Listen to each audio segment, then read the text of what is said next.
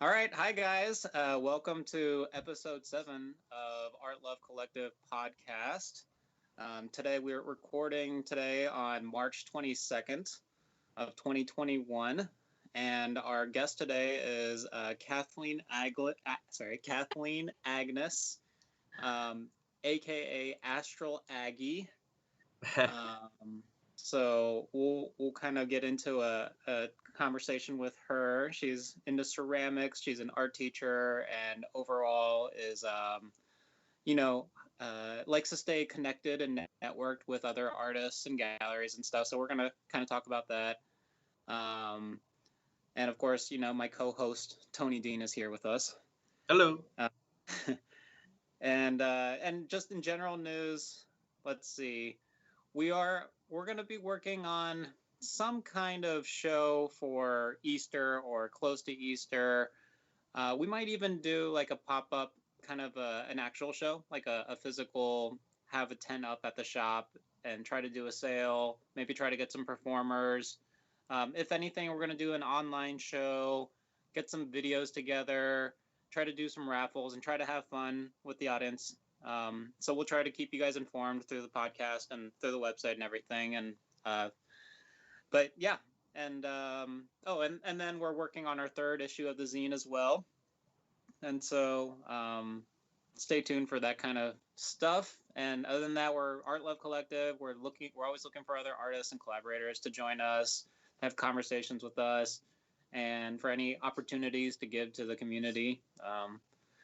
And so yeah, that's it. And shall we begin? Yeah, let's go Uh, ahead. cool. So Kathleen, sorry, I didn't let you get a word in, but you want to introduce yourself? No, you're fine. You pretty much covered everything. I'm a local artist here in Columbus. I primarily do pottery, ceramics, and I'm also an art teacher for grades 3 through 5. Sorry, I had to think about it. Long day. It's a Monday.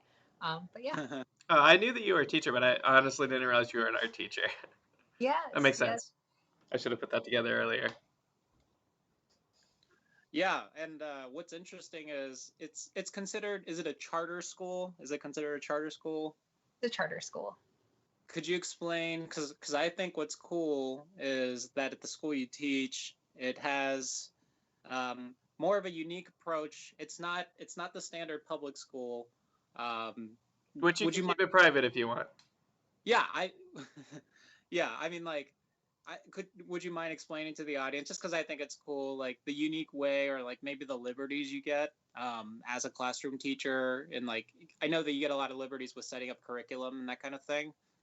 So I don't know if that's necessarily like a charter school thing overall. I think that's Okay. something like more unique to my school. I am very fortunate with my school setting.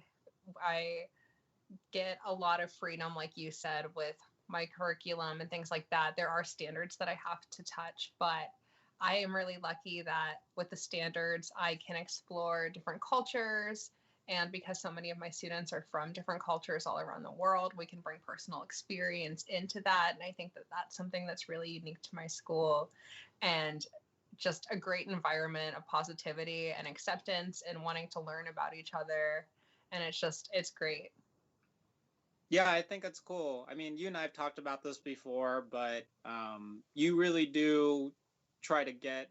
You have an interest. You have, like you said, you have like a good diversity of students from different kinds of like cultural backgrounds, and I know that you're in general an appreciator of different things. Like you explore different types of art and different types of like cultural references.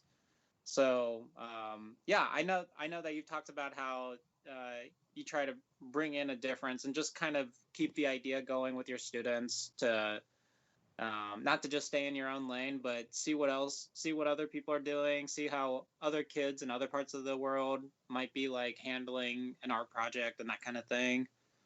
Yes, which Grace Grace Project connection. One of Yes. the students who is from Kenya was very excited to see the artwork from the Kenyan kids. Oh, cool. Okay, yeah. As a reminder to the audience, Kathleen is referring to uh, the Grace Project in Kenya, which is it's a nonprofit organization that ALC is associated with, and GRACE stands for Global Response to African Children's Education, and it specifically is funding for an academy, a kids academy in a town in Kenya called Kisii, Kenya. But yeah, so yeah, that's cool. So you have a Kenyan student who saw that the calendar and that it was illustrated by kids in Kenya. So maybe your student felt like at home. Well, it's just seeing that connection. I think seeing how one kid's artwork can travel across the world. You know, as a kid, I feel like we all feel so helpless, or like we did. And seeing that another kid did something like that, or seeing just kids' drawings. A lot of kids don't take value in their own drawings. Just like seeing another kid's drawing go halfway across the world. Oh, yeah. I mean, I've even noticed with some of the vendors that have joined us as a team or as a collective, and you know, it's not even just a kids thing. Sometimes artists in general, even if they make something cool, they don't know how to finish up the presentation part. You know, usually like if it's a drawing on paper, you know, you want to at least try to get it framed and matted sometimes if it's special, or if you just like take that care and you know, if you get framed to fit versus some space, like there's a lot of different ways to do it. And even that kind of thing, like with a calendar, I designed that calendar based off the illustrations, and really I just want to give these kids a chance to be reframed, and then just to be told like, yeah, your stuff is artwork. It's very important. Absolutely. Just that validation for sure. Yeah. And yeah, so, and as a topic, I kind of wanted to talk about networking. I find, you know, ever since we started getting together for shows and trying to come up with projects as groups, I'm finding that, you know, just like making art, just making, you know, and I don't know about you guys, like with your hobbies or with your crafts, but I feel like the immature artist or the immature craftsperson will think if they just work really hard and get really good, which is definitely part of it. You have to work really hard and get really good. I feel like that's, unless you're just superb or lucky, that alone isn't always enough to actually generate some sales, get some clients, and that kind of thing. Just get your stuff out there. So I kind of wanted to like maybe transition into talking about what you feel about networking, because I know that you're well networked. Like you stay well associated with the people in your studio space, different galleries, and I know it just seems like you stay linked with people that are doing kind of like similar things. So maybe we can talk about kind of how networking has helped you, and like, you know, the importance of networking. Well, one question I had was, how did you two meet? Oh, how did we meet? Yeah. Through Art Love Collective. Oh, okay. I didn't realize that. Yeah, basically, yeah. Kathleen, do you want to explain? Sorry. Oh no, you. However, well, it was Michael was doing the first Black Lives Matter show in his yard, and I knew Nadia previously, and Nadia and I, through some roundabout way, met twice, which that in its own was very serendipitous. But found our art connection, our weird kind of horror vibey art connection. She said, "Hey, my friend's having this art show. I saw that you're posting your art again," because one of the silver linings of COVID was just time to work on art again. And I had been posting it. So she saw that and reached out to me, and we went to Michael's house. Oh, okay. I didn't realize. Yeah, I didn't realize it was so recent that you had met. You guys became fast friends then, because it seems like you get along Yeah. really well. At least I assumed that it was an older relationship. No, yeah, and Kathleen and Nadia, she mentioned another artist, Nadia, but I met you guys, I think the same day. I think both, and I knew Eric prior to that, who is another artist, friends with Nadia, blah blah blah. But that was sort of a calling, because I met multiple artists for that week, for that first, basically the first group show, which we called the Black Lives Matter show, and then after that we called them Faces of Love, just to sort of generalize. We're giving to like different kinds of charities and not just like specific like racial like issue ones, which is something we believe in, but we didn't want to be limited to just that. But yeah, I remember like I just put out like on Instagram and Facebook like I'm having a show to try to raise money, like if you know any artists kind of thing. And so that message was transmitted out. Yeah. It was and received by some of the people that are just like I need to do something. And everyone that responded, they're just like I haven't known what to do, and like I've been more emotionally working on art, like basically that kind of person was Mhm. really happy to talk to me.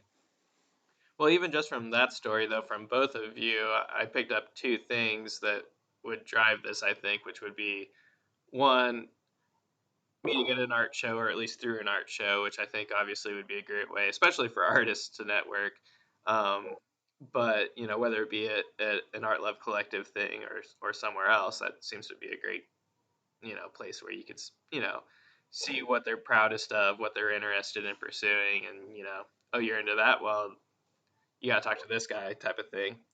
And then both of you, posting online, because of the same thing, even with me, not necessarily on the artistic side of things, but with um, my business and stuff, like just posting online what you're doing that day. You never know. There's been a couple of times where it's just been like, oh, you know what, I have a buddy that needs this done, and just because you're there and you kind of like ran past their feet or whatever, you just kind of like you exist to people that you don't even realize that you exist to. Yeah, and I think that's a great point with posting online. What had prevented me from doing that for so long was I was just in my own way. And along those lines, Tony, like existing to people that you don't know that you exist to, I think getting out of my own way and posting online. Excuse my dog in the background if you just she's very upset that we're having this conversation. No worries. There's a person in the house, isn't there? I can hear you talking. But yeah, I think that, posting the stuff online, being out there, and just not being afraid to see what sticks. Yeah. Is part of that as well. Yeah. Yeah, I recently heard, I listened to a few artist podcasts. Kathleen, I'm sure if you listen to podcasts, you probably listen to one or two that are like by artists for artists kind of thing. But yeah, I kind of like recently heard some like advice on like on social media, and how it was kind of like a warning. It was from a professional artist, so it's really talking to the audience as if like you are a professional or amateur artist or trying to be one. Um, but I remember the artist made a few pointers, or the podcaster made a few pointers, that we can't get too emotional or too political, which obviously like that's fine for social media. If that's your persona, that's fine. But if you're going for the artist thing, you kind of, and unless of course your art is political, but I think his point was like focus in on what you're trying to say with your art, and then keep saying that with your profile as well. And then sometimes when you stop thinking people are paying attention, and then if you kind of like almost get mad at social media, quote unquote, you're like, hey, I do all this for you and you never get back. That can really, because people that are following you, like they're like, hey, like I feel like I'm being yelled at even though I'm loyally following you. And so and when I heard those things, I'm saying this because I feel guilty of that in the past, where um just because social media is a weird thing. It's something that none of us are used to as humans until the last 10 years. But like you can kind of get like mad at Instagram or mad at Facebook, and you think you're mad at this whole system, but really it's just a way for us to talk to each other. You can only get mad at yourself for the thing that you built for yourself and that kind of thing. So my success with that kind of came and stopped, like no longer caring. Yeah. Yeah, that's big time. So I'm very political on my Instagram, and fortunately a lot of the artists that I've networked with through Instagram, which is my biggest networking tool, are fall along those lines. So I could be missing out on some opportunities, and this is just for me personally, but Sure. I feel like that authenticity and that just kind of openness, even with people who might disagree, it opens the door for conversation, but it's also like, I feel like people just respect that more. In my experience, I've had a lot more, not necessarily engagement with posts. I'm by no means any social media person. I kind of despise social media, but just as I get an Instagram notification, Unnecessary evil. like cannot talk, a banner just popped up on my phone. But yeah, as soon as I started posting whatever, and again getting out of my own way, that's when I started getting a lot of the artists in Columbus and kind of networking more and just engaging more, and meeting more people. And actually, I just went to Franklinton Friday and I met a few artists that I had known on Instagram for a few months, but I had never met in person. So that was really interesting and cool, and getting to see their art in person that I had only engaged with virtually. Oh, that's funny. Lindsay went to the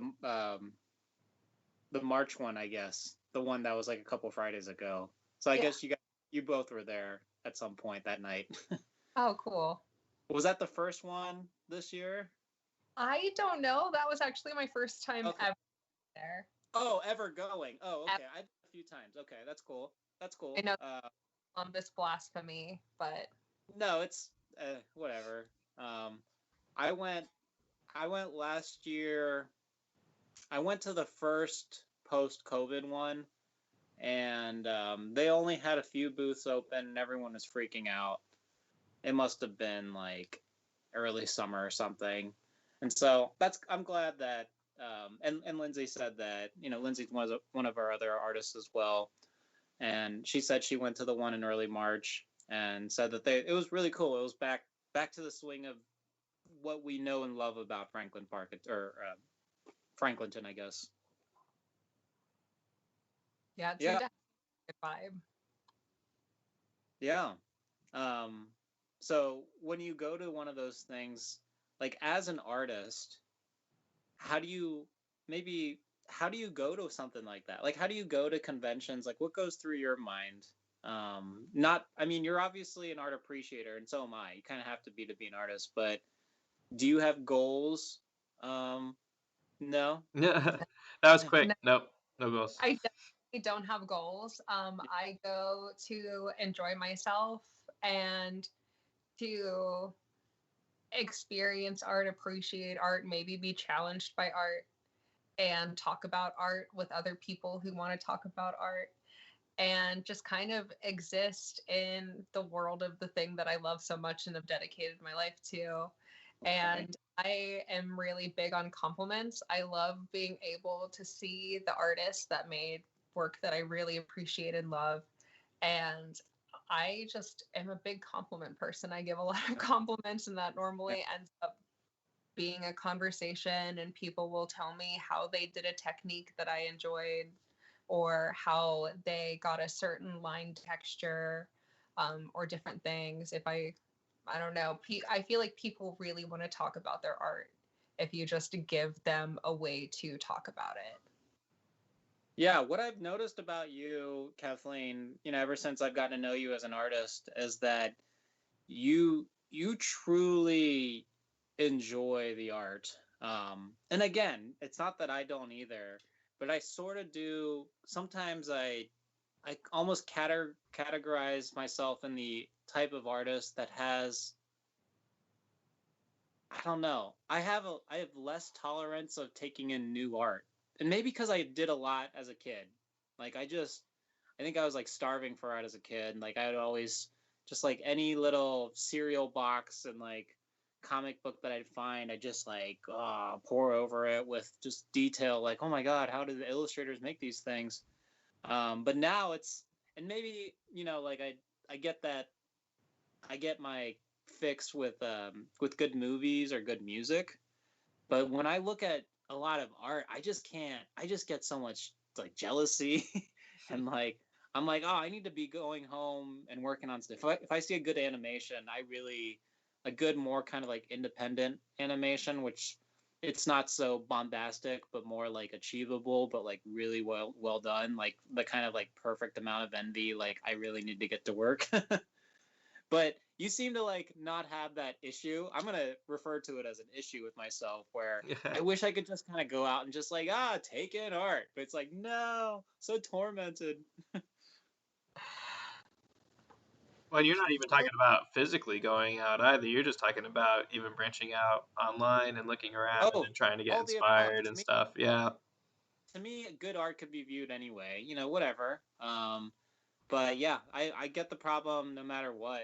Like I kind of stick to a few different shows, like, and even in the show movie category of things, like I know there's some movies and shows that are, you know they're well done, they're high production value, there's a lot of this and that thought into it, and I just get scared of taking in something way too new, like way too much sensation, kind of. It's weird, maybe. So I'm trying to make sure I understand what you're saying. It's Yeah. almost like you're kind of worried of experiencing too much at once with new art, like being overstimulated or something. Like, for example, I don't know if you guys have ever seen that Woody Allen movie, Midnight in Paris, with Owen Wilson. It's just some movie. Uh, anyway, Owen Wilson somehow steps into some time portal where he goes back into 1900 Paris. It's not a sci-fi movie, but it's a romantic Paris movie, and he meets the author of Old Man and the Sea, whatever that guy's name was. Not Hathaway, not Heston, Whitman? No. not Whitman. Anyway, he meets a writer, and Owen Wilson himself is a writer, and he says like he shows him they talk about the writing, and the famous writer, Herman, not Herman Melville, 'cause that's Moby Dick. My junior year English teacher would be so angry right now.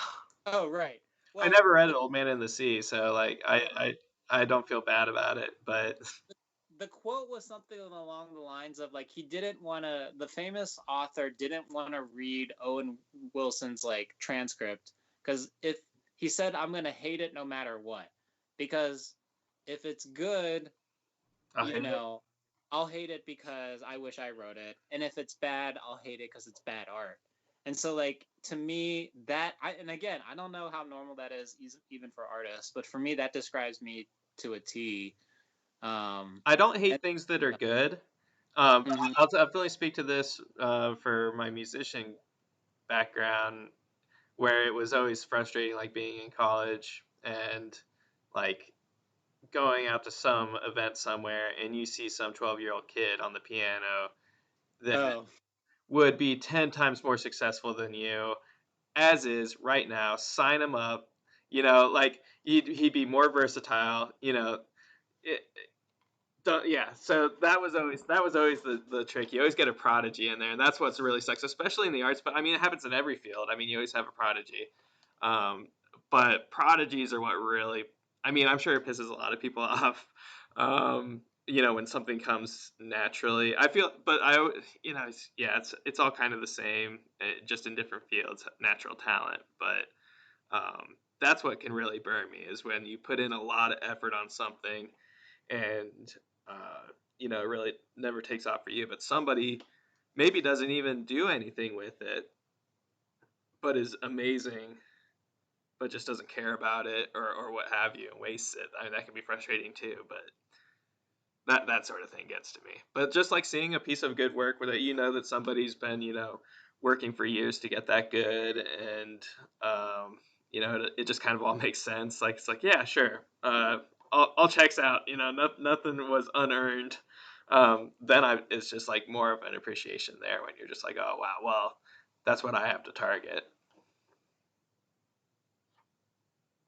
I never felt that. Yeah, it's just the way I feel about it, I guess. No, that's a really interesting thing, and I think that I'm really lucky in that regard because ceramic or pottery is such a niche thing. Um, I was trying to think of experience that I'd had along those lines, but now that I think about it, if I am like at a Goodwill or something and I see old pottery and I'll notice like something wrong with it, I'll have that like, oh, why is this on sale for like this amount of money, and it has like a really thick bottom where the walls are uneven. Now my walls are all going to be uneven when I try to throw, just clay karma. But yeah, no, I definitely see that frustration of this, doing this.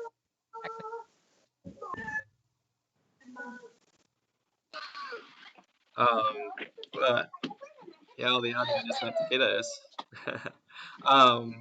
Well, it's kind of similar. It's not specifically ceramics, but sculpting in general, like for the 3D art community that I've been kind of working to be more active in and post more and stuff like that, be in different groups, either on, Facebook or Discord, etc. Um, but yeah, judging like sculpting and things like that. It's a, I don't know, like I would say definitely online in the 3D community anyways. Um, every post is almost an ask for a critique. You're not posting just to say like, hey, look what I did, isn't it great? I mean, like, some of it is like, if it's just like blows people's socks off, like, then it's just like, wall to wall comments about like, wow, I wish I could do this. But those are pretty few and far between. And even then, there's normally just like the goal seems to be like pick out something and be like, well, that eyebrow or whatever. People always pick something. So I know that, but I always, it's kind of weird because mostly the 3D community, you're posting online almost asking for a critique, because you start staring at something for so long. It's because normally the goal in 3D is like photorealism. A lot of times it's photorealism. You're trying to trick people to think that you're building something real, and um, or like competent to video or something. It's just all about like, hey, does this look real? Because we've all seen like a bad movie with bad CGI, and it's just, you can't really judge yourself very well sometimes on that. But yeah, so normally you're asking for something like that, and people just notice things that you don't. So that's definitely the big benefit of posting online, even if it's not even getting famous for it or whatever. It'll make you better just to see some of the feedback if you're posting it, at least if you're posting to like a group of interested people in the field.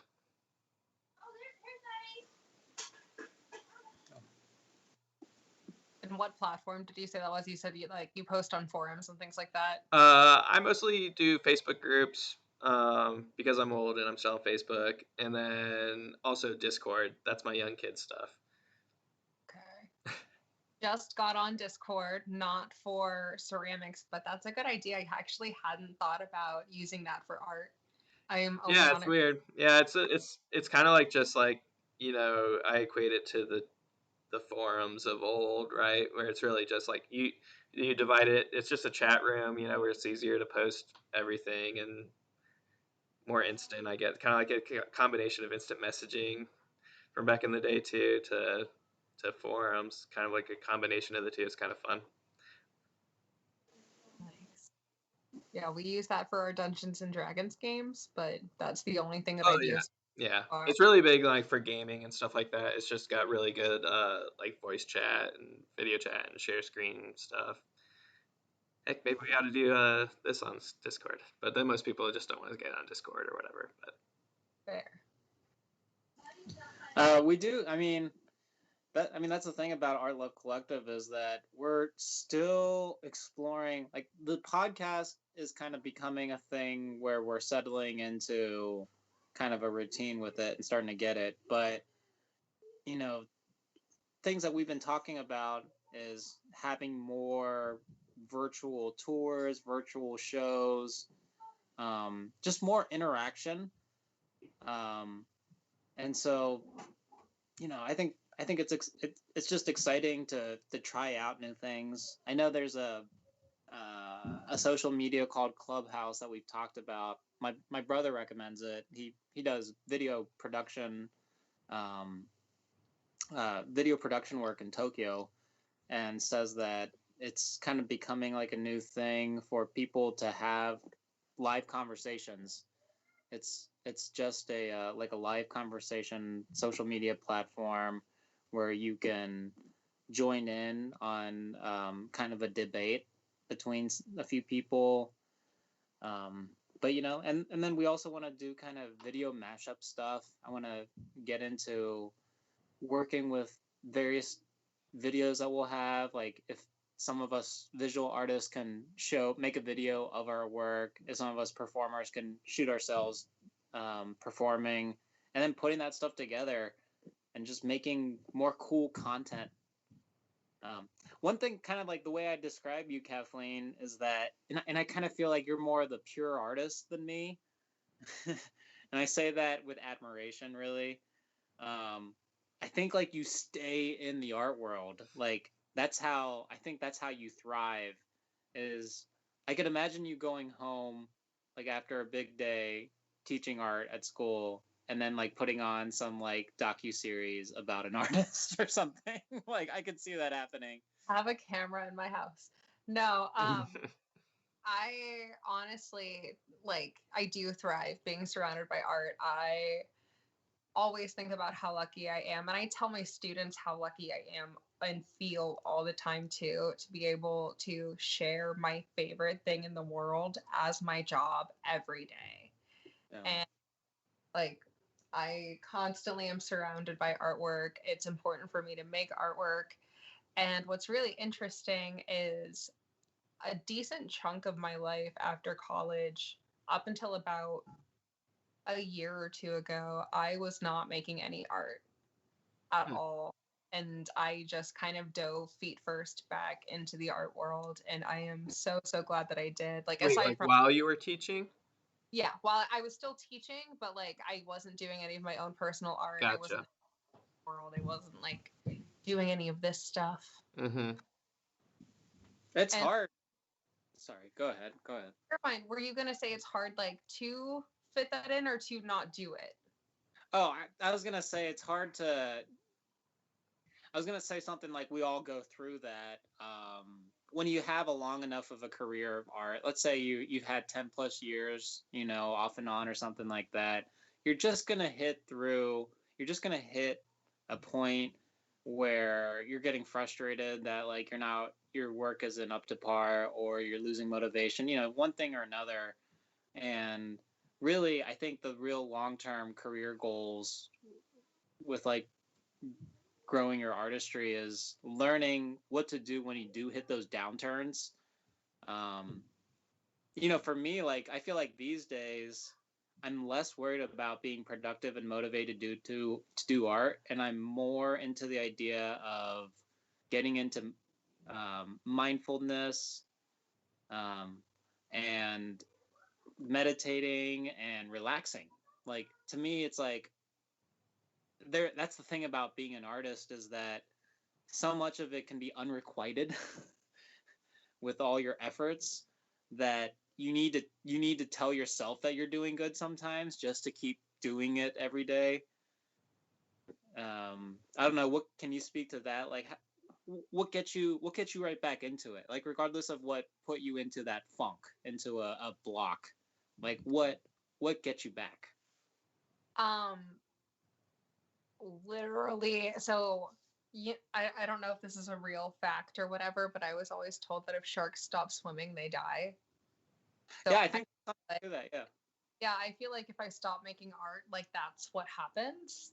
So the last time that I wasn't able to make art for a very extended period of time, like my anxiety was through the roof. My depression was so bad. Like I would have to take like days off work because I couldn't get out of bed. And I know that sounds so dramatic and exaggerated, but like I did not realize the connection between who I am as a creator and mental issues or illnesses. And I was talking to my therapist about it, and she's duh, duh, Kathleen. You are a creative person if you're not being true to who you are and doing the things that you feel drawn to. You're just not going to feel fulfilled, and you're going to have that feeling. Yeah, Yeah. that makes sense, and it's similar with a lot of things. I mean, I think about the whole like a shark dies if you stop swimming. Like it's we've all been there where we're like trying to work out more or something like that, and then it's like you're doing good. You're going like say every other day or whatever, but then like one of those days, it's a holiday or something. You're like, well, I won't do it that day. And then, you get to the next week and maybe that happens another day and then so on and so forth. You start like, finding excuses to not do it. It's be like, oh, well, I had a really rough day. So I'm just going to, like veg out tonight or something. And then you get into the habit of not doing it. And eventually you're not doing it at all. But yeah, just like, even if it's just for a half hour a day or something, like just, whether it's picking up a guitar and playing it for a little bit, or if it's, I don't know. You probably can't do anything really quickly in ceramics in a half hour. Just I'm envisioning the mess for my ceramics class in high school, and I'm like, well, I have time to like take out my stuff and then like put it all back. but but at least painting and stuff like that, you might have a little bit better time or easier time. Yeah, I mean, as far as like ceramics goes, I do have my little room here where I can hand build stuff, but it's not just that. It could be like just drawing or painting or collaging. I feel like Or I've only ever seen ceramics from you at the shows, so I keep on equating you to ceramics. But oh, what other stuff were you into? I mean, what? What other stuff were you into? You said drawing and painting. Yeah, ceramics is my main deal. I've done some illustrations for the zine. I'm like trying to get into painting. Um, the way that I explore a lot of different mediums, like ceramics and printmaking are my two most studied mediums, but I kind of just take the art elements and apply them in a way that makes sense to me. So I'm trying to learn how to use Copic markers. I should probably just watch YouTube videos, but just trying to use basic Fancy pants markers.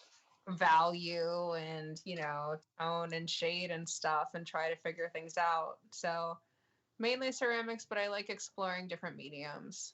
I went out of my way when I was last. This is kind of a random topic, but I went out of my way last time I was in Japan to go to what do they call it, the Tokyo Hands, like the department store, because it was like the only place around where that I saw where you could get Copic markers. I wanted to get, or at least I thought I wanted to try some out, and going, they're a Japanese brand, I believe, right?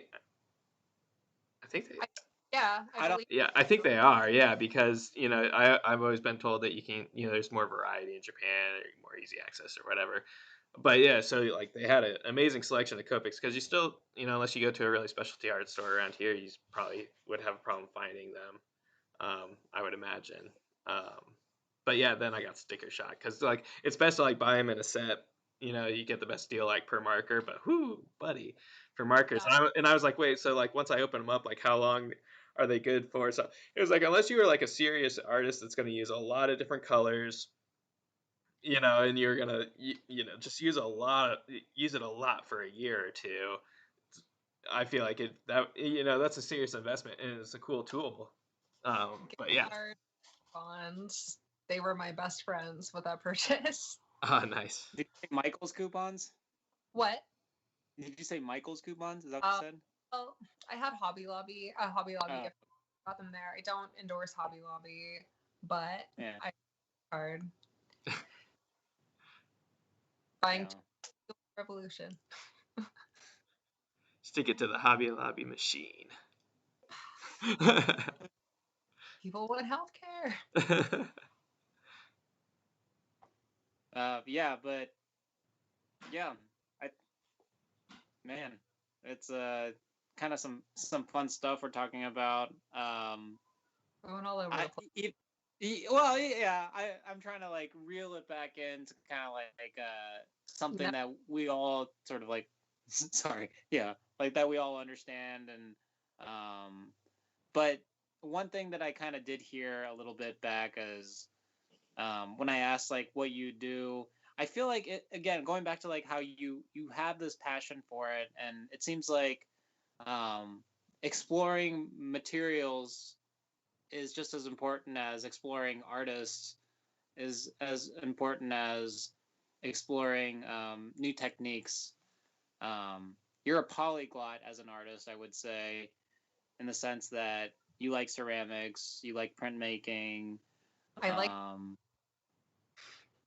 You like What was the what? last one? the word. I like that word. The Polyglot? polyglot? Yeah. um, that I learned that word at a young age because my dad speaks like 9 languages, and so he is a polyglot. Um, but languages, for me, I don't know. Language and art sometimes to me aren't too different from one another. There's except language, I think is well, I don't know. Yeah, I almost want to say one's more direct, but like even saying that, I feel like that argument just falls to the wayside because they're both direct. Art can be the most direct thing ever to any human being, regardless of the language. But a language that you speak across the globe is going to be more direct than a foreign language, of course. Well, and speaking Yeah.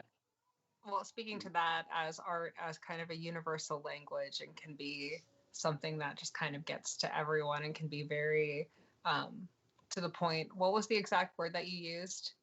Was it to the point? Oh, Not polyglot. No, you oh, language is more oh, direct. Like, direct. yeah, Thank you. Thank you. yeah. Again, my brain. Um, but I was doing a project with the kids and we are talking about our feelings. My school is fortunate enough to do something called SEL, which is social emotional learning. So the kids are learning great skills like how to name their feelings, knowing when their feelings are getting too big and asking for help. But anyway, that's beside the point. I just love this Mhm. class. I asked them a time when their feelings felt too big and draw what that feeling looked like. And Mm. the whole entire class, we could all look at all of these pictures done by 15 different people, and we could understand what all of the feelings were just because art can be so direct. And some of these were really abstract, just like a whole bunch of triangles overlap, just very like jabby and feeling very prickly. Some of the drawings were just bright red explosions, so like a lot of anger and feeling like very frustrated. But I just thought it was really cool, and that illustrated the point that you just said. Oh yeah. Um, you're kind of touching on the social communication, potential sort of like social issue resolution aspect of art and art therapy, art education. If we can get kids to express themselves better through illustration than through words at a young age, even just the idea that you can, like, if you're really upset, like let's just say there's just you live in kind of a dire house, like, or you live in a household that like maybe is violent or otherwise like neglectful or something. We can teach, you can go to a piece of paper and like express something even just to yourself and have like a moment of self-reflection. I always try to think of like that one helpless child or something. Like I always try to imagine, um, you know when I think of social issues, I try to think of like the one child, like the one family just so I can understand it.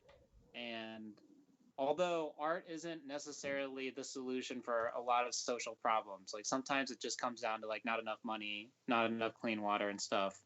But I do really believe that art communication, especially if it's not in the package of expensive like oil paints and stuff, but really even just number two pencils and newspaper or something, like you can make things, and there's a social value there. And I think that this is kind of like where we keep circling around is your passion. Uh, you remind me of like some art teachers and stuff like that I had in school. Just the one that She does. was, She does to me too. That's funny. I yeah, think it's. like in I a think good there's a way. type. You know. Yeah. And it's not the hair color because my art teachers never had hair color. Oh, but it's like when you go, like for example, let's say you're in middle school or something, and you go to your first symphony or you go to your first play, anything, and you just see like the one, maybe they're even like a college student, like some kind of apprentice type thing in the local Shakespeare play, but they're like putting their heart and soul into it. It's, to me, you're that person, like where it's just like you're embodying it, just so proud of your persona, your identity with it, and you appreciate it. You're like constantly maybe like reflective and referential to like the whole culture. But I I feel like that's what really gets people interested, is when there's more of us that are just, and I like what you're saying about like your sort of politicalism, because I think that's part of your identity as well. You're so loud and proud about who you are that people go, I almost feel like you're doing it in a way where you can sidestep the people that might quote unquote oppose, because it's so genuine. Like the whole package is genuine. And I think most human beings respond well to genuine. I think people get upset when there's inconsistency, but even I think a lot of people, they don't even mind a big difference, something that's like way different, as long as there's like a genuineness, like a consistency.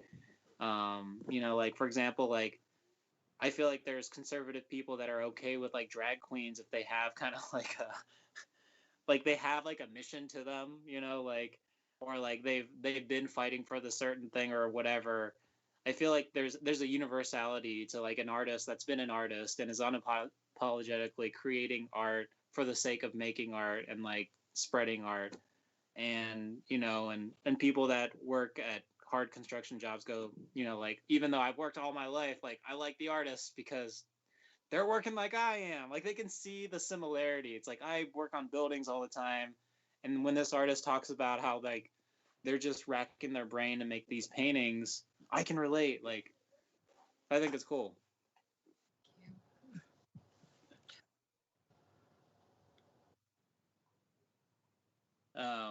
Yeah, and then we were able to convince people like Tony, who says he's not an artist, and all of a sudden you're making like 3D models and animations out of nowhere.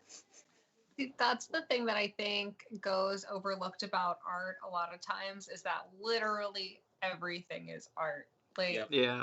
this remote control, somebody designed this. It was somebody's job to go to art school and figure out the schematics for this and the dimensions. Like, everything is art. So Well, if engineering school, but the art of engineering. you know what I mean. Yeah. No, I It's think he's just not like, STEM. I was agreeing a yeah, I roundabout think way. supporting your argument there. I think the critical difference, you said that the remote is art, and I'm not going to say it's not, but I think the difference, or maybe like something that I'd like to see change, is that we call art more. I think that's the thing where, yes, you can say anything is art, and I think that's a beautiful way of seeing things, is seeing the art in things, seeing the design in things. The art of war. Yeah. Yeah, that really, that's your It's just again. art. I mean, I don't. We probably ought to be better on this on the linguistic side, but I mean, art essentially to me just equates to skill. It is. It's Yeah. art is it's a it's a mastery. It's a display of a learned skill, of a discipline or a skill, in some kind of pleasant way, right? Like it. That's kind of like there's some like a few criteria to what art is in a way, right? Or do you have some? Well, my fifth graders would actually argue with you right now because we have been discussing Dorothea Lange, the Great Depression photographer, and talking about artwork from that era that kind of makes us feel, sad and empathetic, and why artwork that's not necessarily pretty and makes us feel good is still important. Well, okay. No, get rid of it all. I forget how I put it, but maybe if I say the word aesthetically like balanced. Okay, yeah, following the art. Yeah. And I know what you're saying, and I think that is worth making a distinction, even just vocally in a podcast trying to define art, because I'm really, I try to be careful about defining art if I ever do. But yeah, I agree. And yeah, I think a dark scene, even of something morbid, even of something tragic, there's always a beauty in it. And I think that's what you're saying. And but I think you also agree with me where there has to be some kind of visual balancing working, some kind of color, something unique to it. Like if it's a dime a dozen that doesn't work, like that's already out. Like it has to look nice and it has to not be trite. I think is sort of part of art is, and art is different. Art is art depending on context too.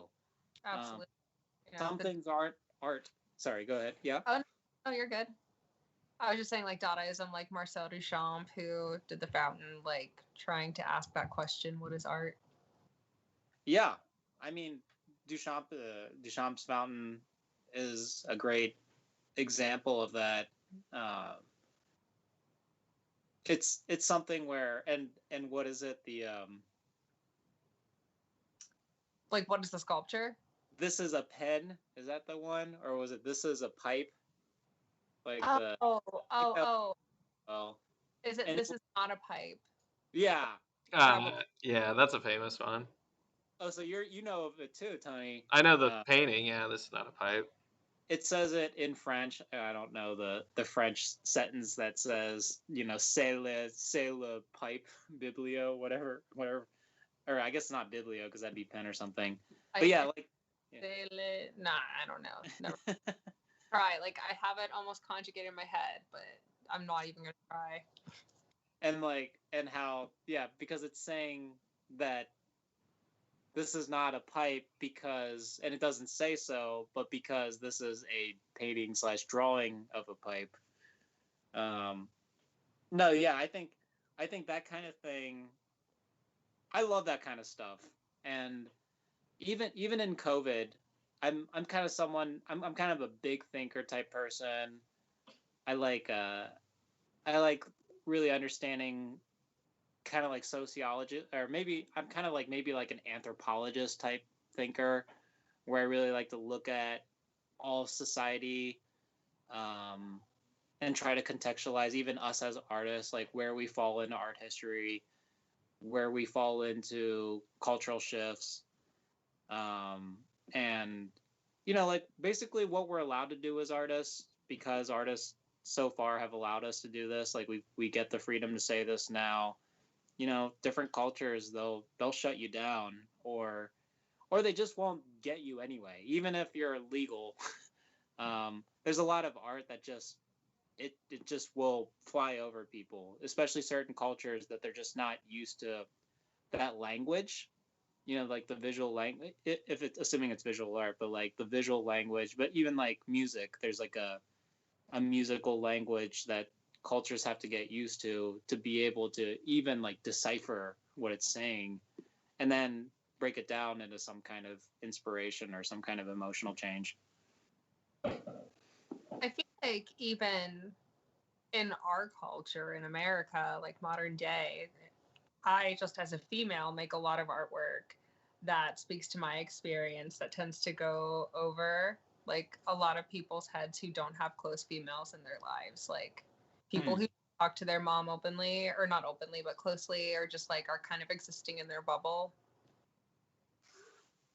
Okay. Would you say that's, I mean, just a kind of like spitball off of that, or to kind of tag along that, what kind of like, how did you put it? Like the expressing like the female, how did you say it? Like the female, The female experience.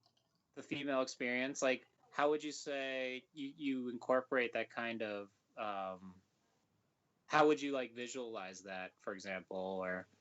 So I have a piece, and this is probably going way too far off of the rails here of networking. But there seems to be an issue with women who don't want to have kids in our society. Either they're seen as selfish, or they're seen as having some kind of character flaw. When a lot of women who are choosing not to have kids, they're doing it for reasons that are outside of themselves. Like they are thinking of, bringing another life into the world, or the uncertainty of that, or financial responsibility of that. Would they be able to provide a good life for that child?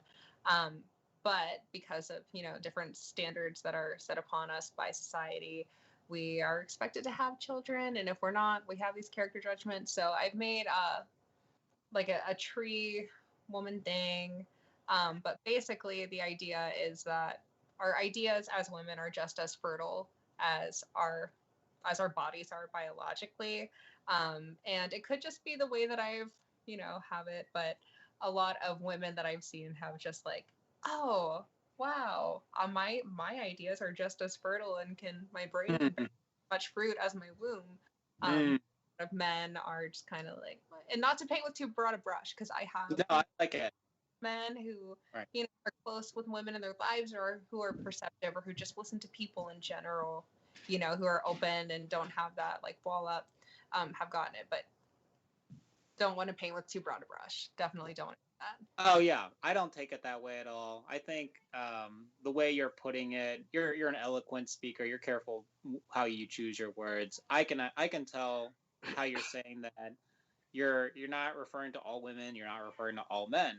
You're actually, but you are referring to a cultural norm, at least in Midwest America, on expectations and the shift in changing of those expectations. And you're actually kind of referring to how some of these shifts aren't happening fast enough, considering how certain allowances in maybe female gender in our society aren't caught up with the stereotypes and like the judgments that come from independent women who are more college educated and choosing not to have children, et cetera, et cetera, et cetera.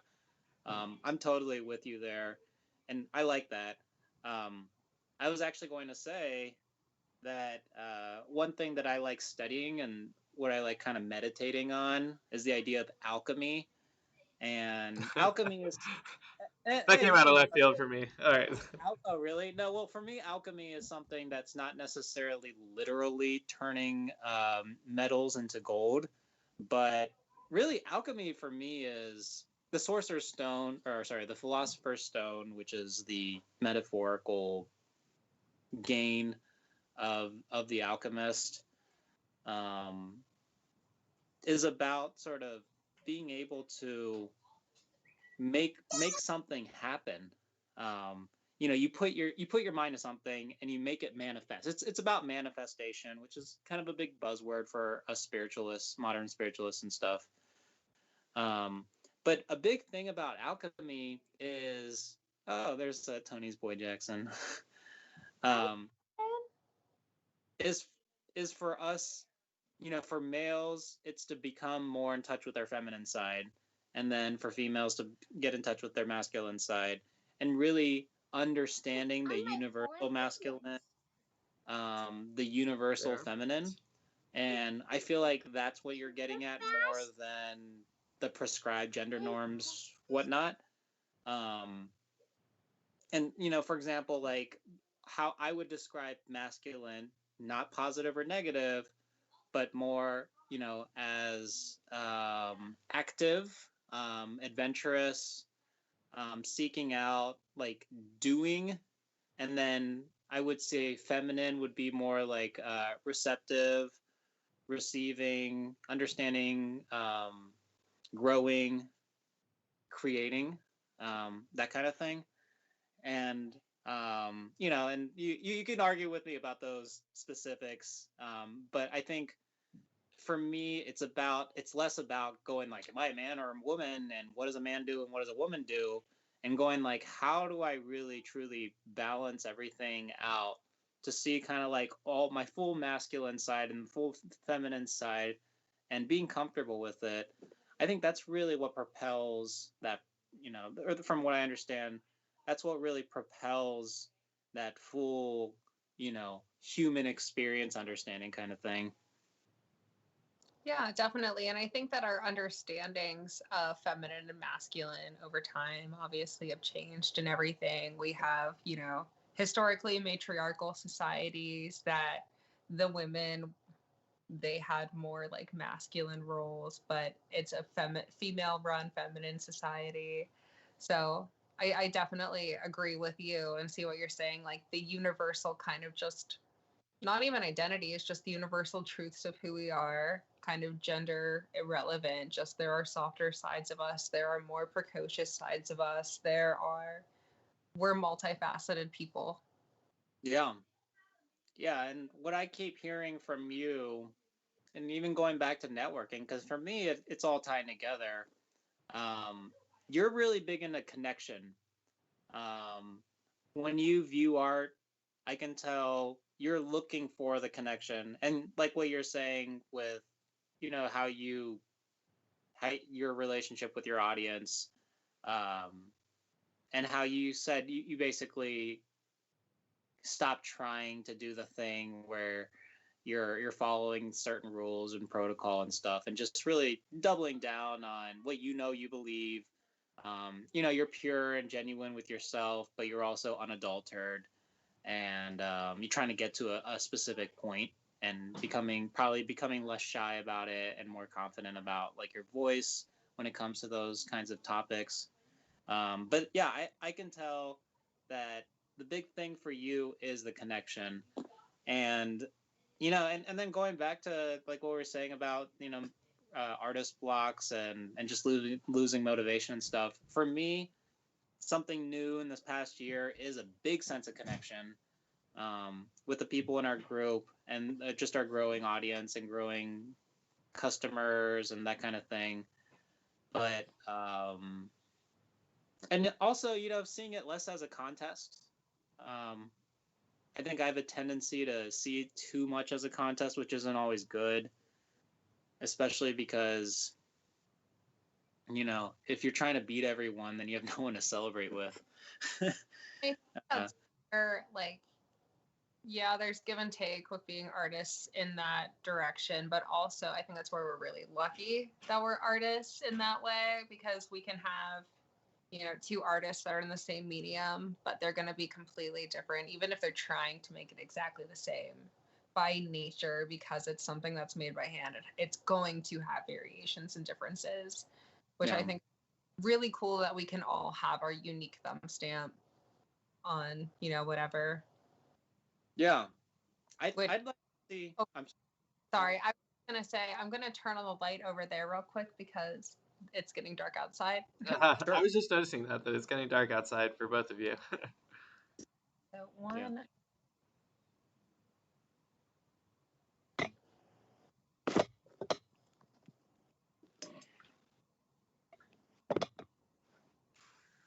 Sorry, we can edit this out, right? We can cut after, or yeah, it's no big deal.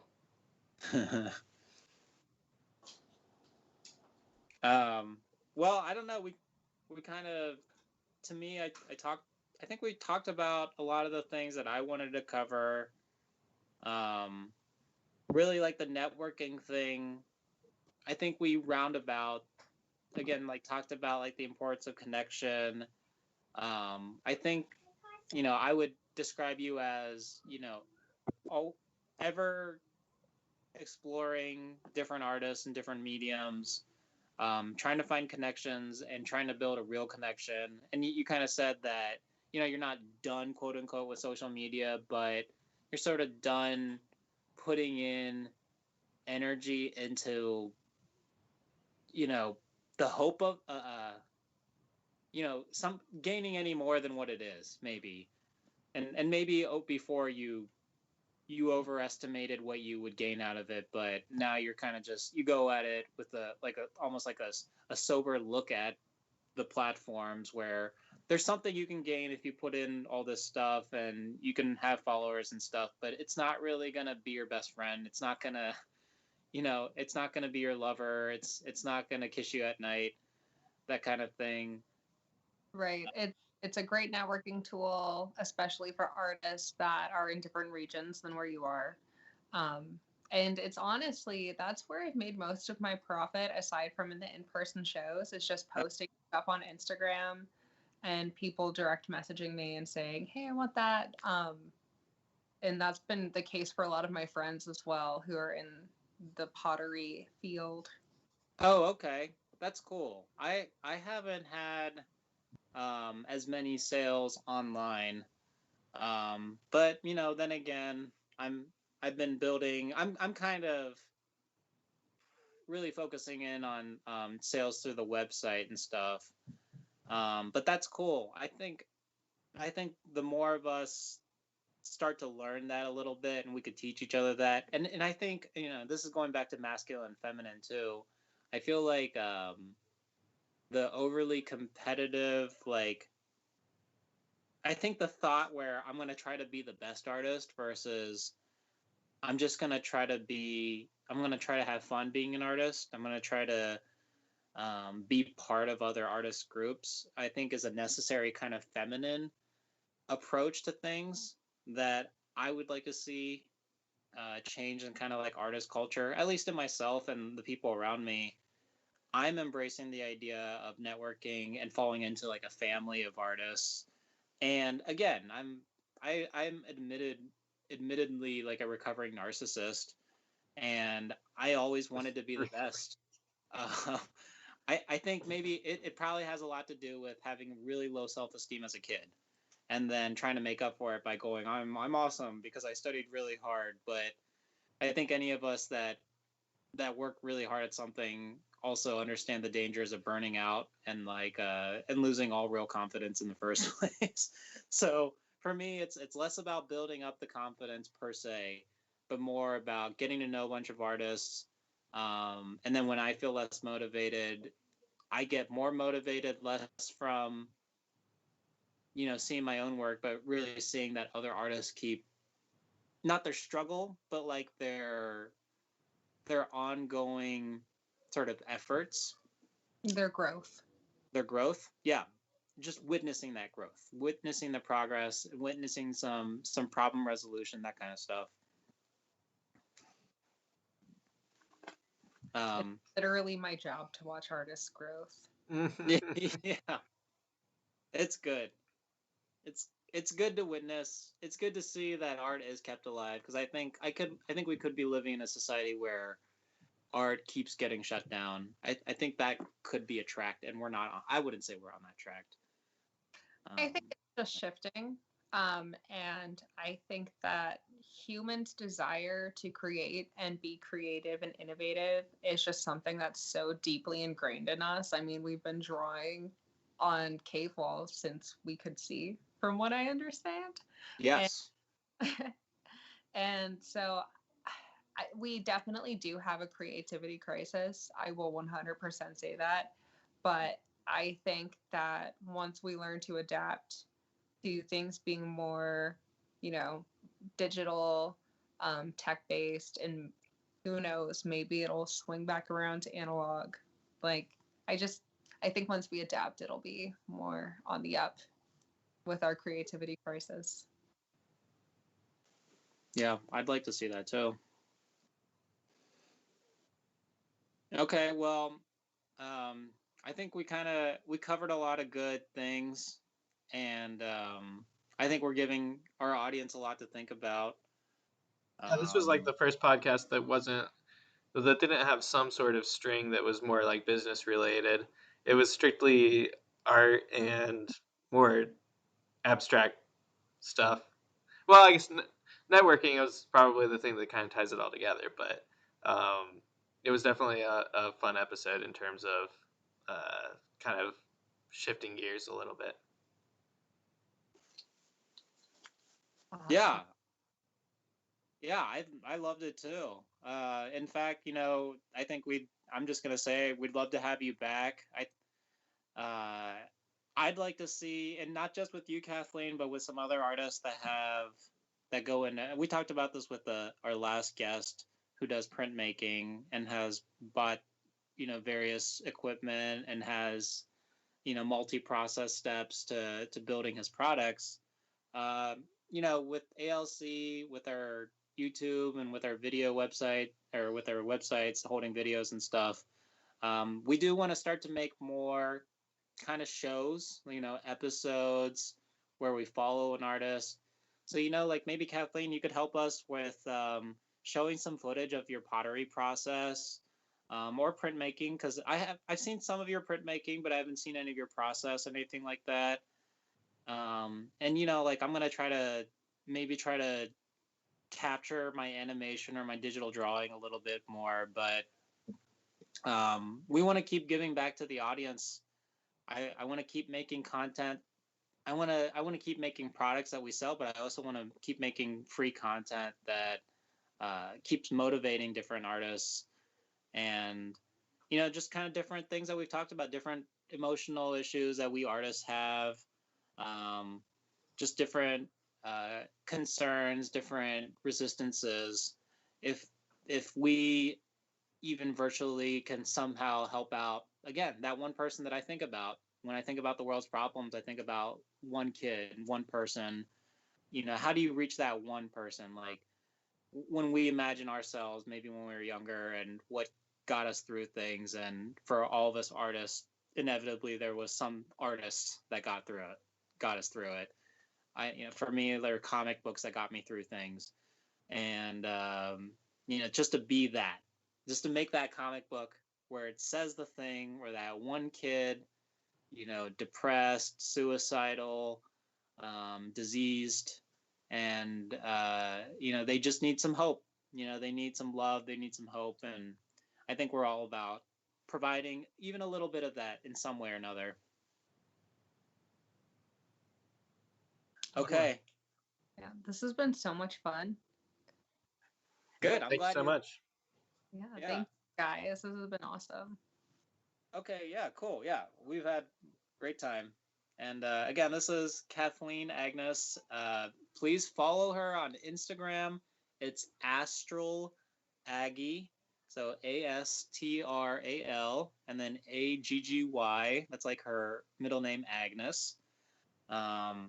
And she has a great Instagram, and also Kathleen has a profile on our artlovecollective.com website.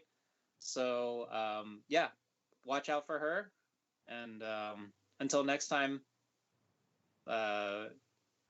well, we'll see you next time, guys. All right, take care. Bye. Bye. See you later. All right, and then we're still